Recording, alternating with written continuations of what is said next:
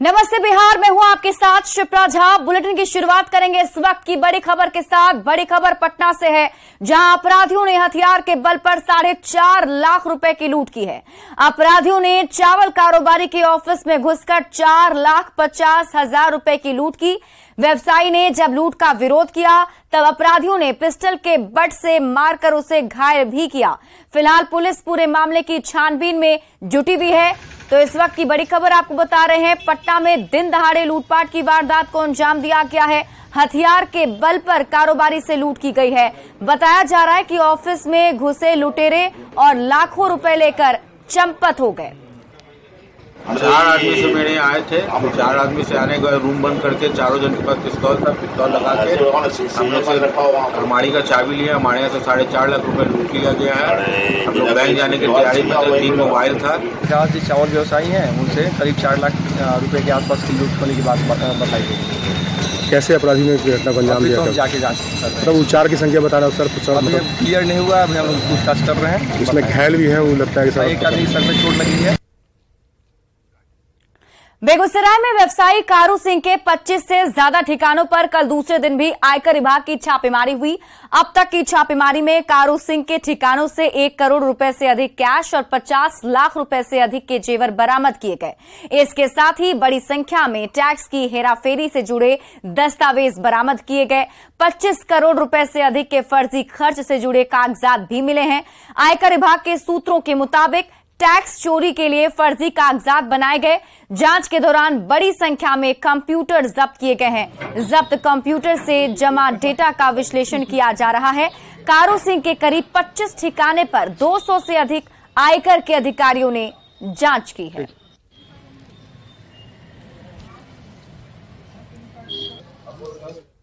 खबर मुजफ्फरपुर से है, जहां अहियापुर थाना क्षेत्र में 4 लेन के किनारे स्थित एक निजी हॉस्पिटल में महिला की मौत के बाद रिश्तेदारों ने जमकर बवाल काटा है। रिश्तेदारों का आरोप है कि एक्सीडेंट में महिला का पैर टूट गया था, जिसके बाद एसकेएमसीएच लाया गया, लेकिन कुछ दलालों ने 5 दिन पहले महिला को निजी नर्सिंग होम में भर्ती करवा दिया, जहां उसकी मौत हो गई। परिवार वालों का आरोप है कि पैसा नहीं चुकाने पर महिला की किडनी निकाली गई है। मृतक महिला गुलशन खातून सीतामढ़ी जिले के बरियारपुर की रहने वाले कादिर मदारी की बीवी थी। फिलहाल पुलिस इस पूरे मामले की छानबीन में जुटी हुई है।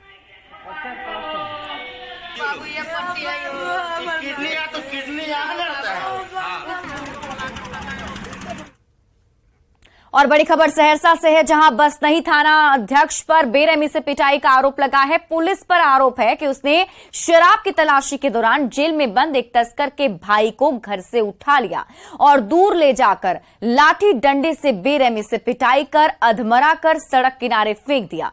गंभीर हालत में अस्पताल में भर्ती पीड़ित वकील यादव का कहना है कि उसे शराब के बारे में कुछ भी नहीं पता, फिर भी पुलिस जबरन बोलने के लिए दबाव बना रही थी और जिसके बाद पिटाई कर उसके हाथ पैर तोड़ दिए गए। पिटाई का आरोप बसनही थाना अध्यक्ष अविनाश सिंह पर लगा है। इस मामले में डीएसपी हेडक्वार्टर ने जांच की बात कही है। कल के चलो तोरा कुछ न कहब, लागे गाड़ी में बैठा के भगवती स्थान के पास ला गए, पैर हाथ बांध के पूरा मार रखे डंटा से लाठी से, ओते से बेहोश कह दिल के, ओते से गाड़ी पर ला के केला के बगीचा में। कल के प्रमोद के दारू कहाँ है? हम कहलिए सर हमको पता नहीं है। पता नहीं है तो सर ओहि पर हमरा फेर मारे के शुरू कह दिल के, मारे के शुरू कल के। तो जैसे से कल के तुम नहीं बताएगा?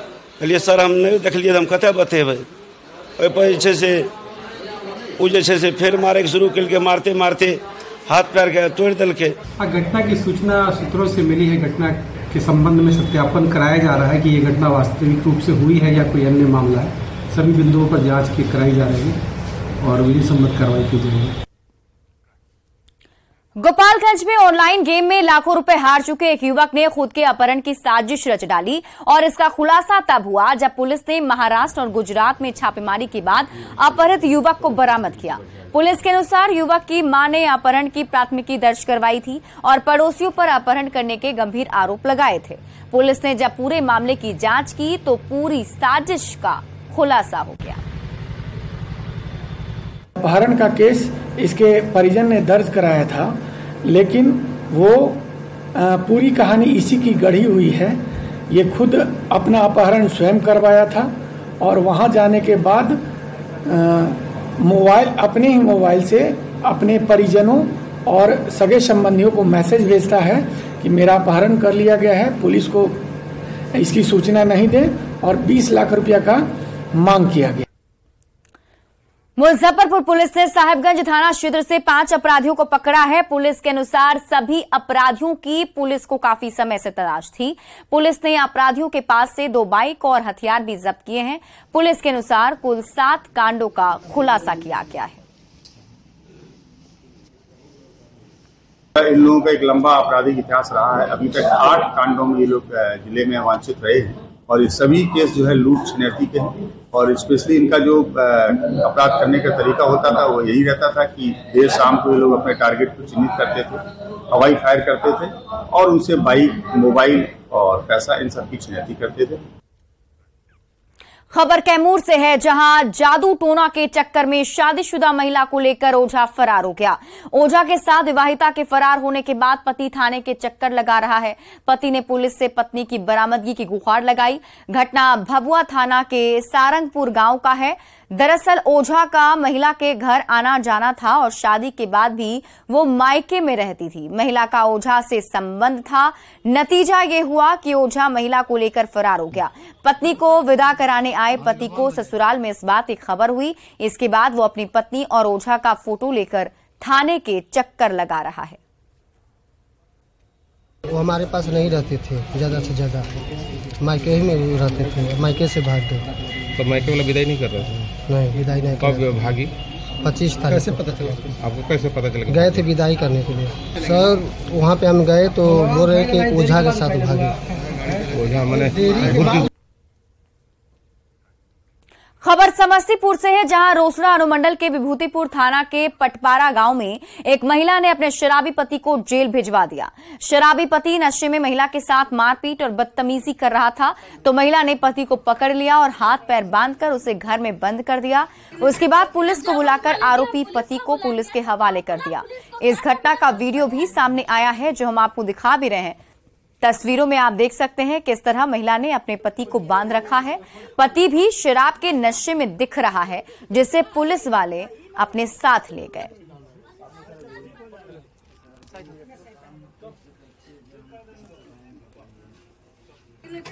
जब हम बोले कि हम पुलिस को बुलाएंगे तो कहा। पटना में विपक्षी दलों की महाबैठक हुई, जिसमें 15 दलों के 27 नेता शामिल हुए। विरोधियों के महामंथन में अगले साल होने वाले लोकसभा चुनाव में बीजेपी के खिलाफ एकजुट होकर मैदान में उतरने की साझा रणनीति पर सहमति नहीं बन पाई। करीब 3.25 घंटे तक चली बैठक के बाद सभी नेताओं ने संयुक्त प्रेस कॉन्फ्रेंस कर यह दावा किया कि लोकसभा चुनाव में सभी एक साथ मिलकर बीजेपी को पटखनी देंगे। सवाल ये कि हम सब एक हैं से आखिर विपक्ष कितना आगे बढ़ पाएगा।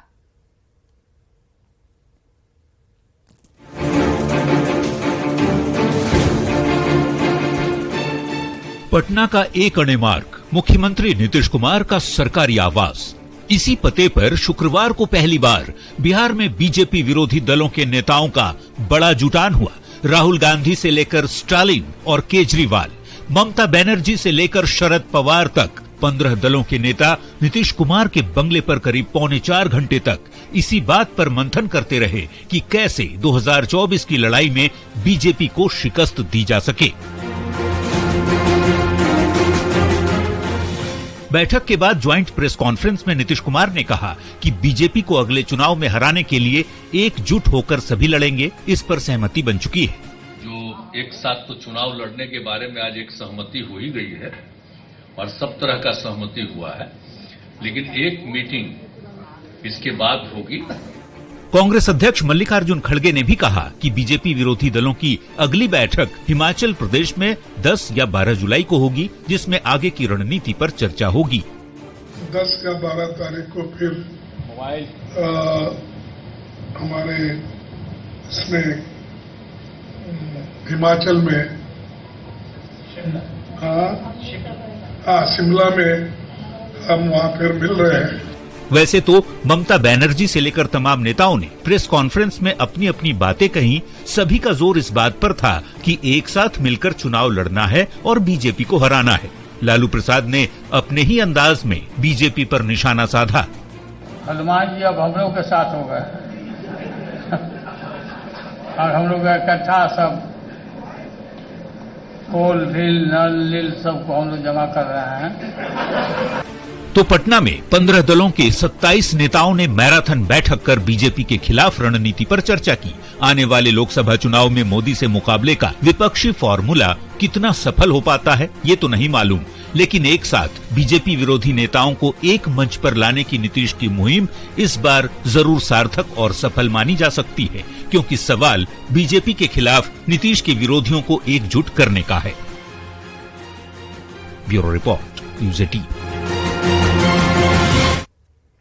विपक्ष की महाबैठक के बाद सभी नेताओं ने साझा प्रेस कॉन्फ्रेंस की, जिसमें पश्चिम बंगाल की मुख्यमंत्री ममता बनर्जी ने कहा कि पटना से जो आंदोलन शुरू होता है वो जरूर सफल होता है। ऐसे में हम एक हैं और 2024 की लड़ाई में एक साथ मिलकर लड़ेंगे। ममता बनर्जी ने कहा कि देश में इस बार अगर बीजेपी आ गई तो देश में चुनाव नहीं होगा। वी आर यूनाइटेड, हम लोग एक है। दूसरी बात है We will fight unitedly। ये दूसरी बात है, हम लोग एक साथ में लड़ेंगे। तीसरी बात ये हुआ है कि हमारा लड़ाई, हमको अपोजिशन मत बोलो, हम लोग भी देश का सिटीजन है, हम लोग भी पैट्रियोटिक है, हम भी देशप्रेमिक है, हम भी भारत माता कहते हैं। मणिपुर जलने से हमारा भी आग जलते हैं।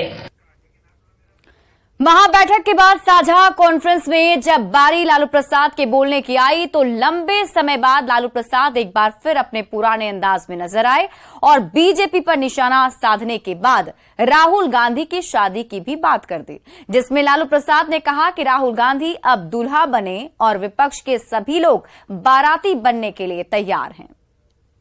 बात तो हम लोग का सलाह माने नहीं, ब्याह नहीं किया, शादी कर लेना चाहिए था। और अभी भी समय गया, बीता नहीं है। शादी करिए और हम लोग बाराती चलें और शादी करिए, बात मानिए। आपकी मम्मी हमको बोलते कैसे तो हो जाए, हाँ एकदम पक्का करना पड़ेगा। मम्मी आपकी बोलती थी कि आप हमारा बात नहीं मानता, शादी करवाइए आप। अच्छा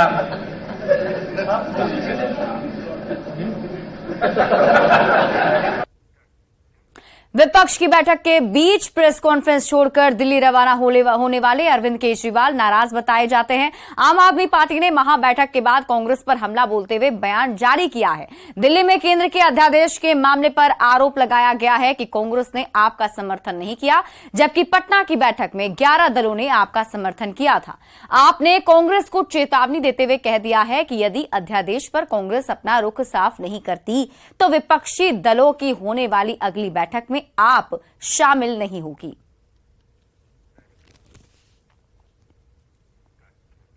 पटना में विपक्ष की महाबैठक में आम आदमी पार्टी की नाराजगी के बाद ममता बनर्जी की भी नाराजगी सामने आई। ममता बनर्जी ने सीताराम येचुरी के बोलने पर आपत्ति दर्ज कराई, जिसका नतीजा ये हुआ कि ममता बनर्जी के जाने के बाद ही सीताराम येचुरी ने अपनी बात रखी।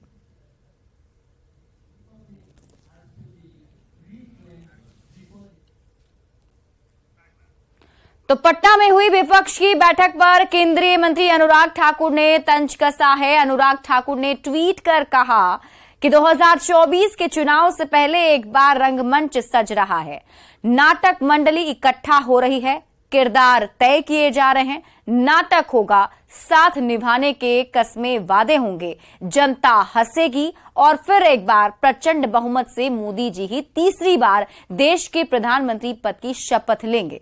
इतना ही नहीं, अनुराग ठाकुर ने 7 पॉइंट में बैठक का निचोड़ भी बताया।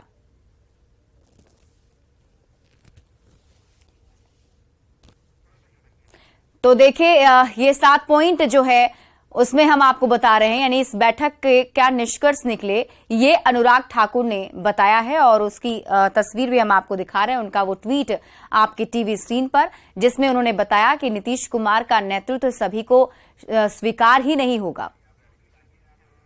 पटना में हुई विपक्ष की बैठक पर बीजेपी सांसद सुशील मोदी ने ट्वीट कर निशाना साधा है। सुशील मोदी ने लिखा है कि इस बार केजरीवाल प्रेस वार्ता का बहिष्कार कर मान को लेकर दिल्ली चले गए। अगली बार हिमाचल में ममता दीदी भी यही करने वाली हैं। विपक्षी एकता की बैठक की एक ही उपलब्धि है कि अगली बैठक का स्थान तय कर पाए। पटना की 40 डिग्री वाली गर्मी में कुछ निर्णय नहीं हो पाया। शायद हिमाचल की ठंडी वादियों में राहुल गांधी लालू जी के प्रस्ताव पर फैसला लेंगे।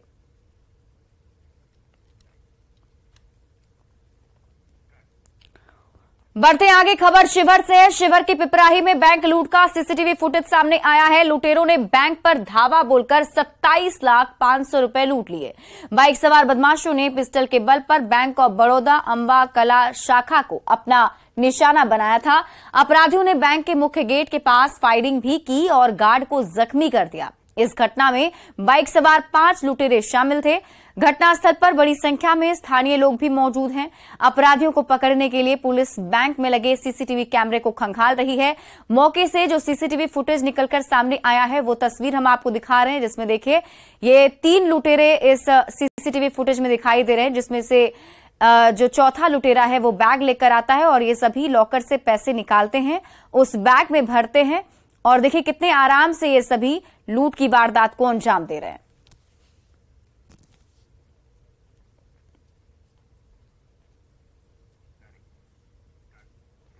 गया पुलिस ने पीएनबी के सीएसपी संचालक से लूट मामले का खुलासा कर लिया है। पुलिस ने 4 बदमाशों को गिरफ्तार किया है। मामला कोठी थाना क्षेत्र का है। 19 जून को सीएसपी संचालक से हथियार के बल पर 1,64,000 रुपए की लूट हुई थी। पुलिस ने लूटी हुई रकम में से 63,000 रुपए और मोबाइल बरामद कर लिया है। एसएसपी ने बताया है कि बाराकला गांव के रहने वाले कामता कुमार की गिरफ्तारी की गई थी। इसी की निशानदेही पर 3 और अपराधियों की गिरफ्तारी हुई है, जिसमें गौतम पासवान, मृत्युंजय कुमार और राहुल कुमार शामिल हैं।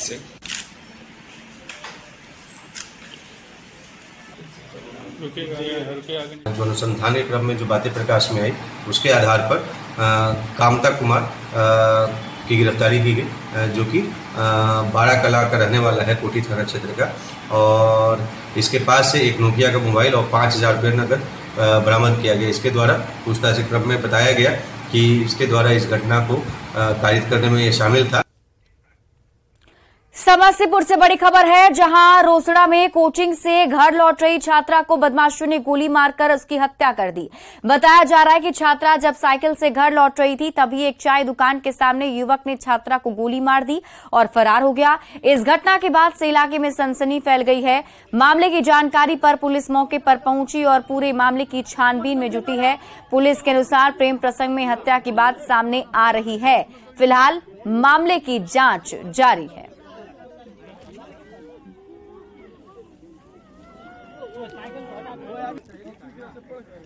वो आगे ढूंढ के और हम थोड़ा पीछे थे। वो दुकान से दौड़ते हुए आया, उसको जोर से घींच करके और उसको घींच करके नीचे गिराया। हम जब साइकिल उल्टा करके पकड़ी तब तक वो 2 गोली मार चुका था। फिर भी हम गए बचाने के लिए, फिर भी हमको धक्का के तीसरा गोली मार दिया। फिर भी हम गए उठाने के लिए, हमको बोला तू अथी कर रही तो तू मार दबू। और हम उसके बाद चिल्लाए, उसका तब तक वो मर गई थी और वो चला गया। और फिलहाल इस बुलेटिन में अभी के लिए बस इतना ही। आगे देख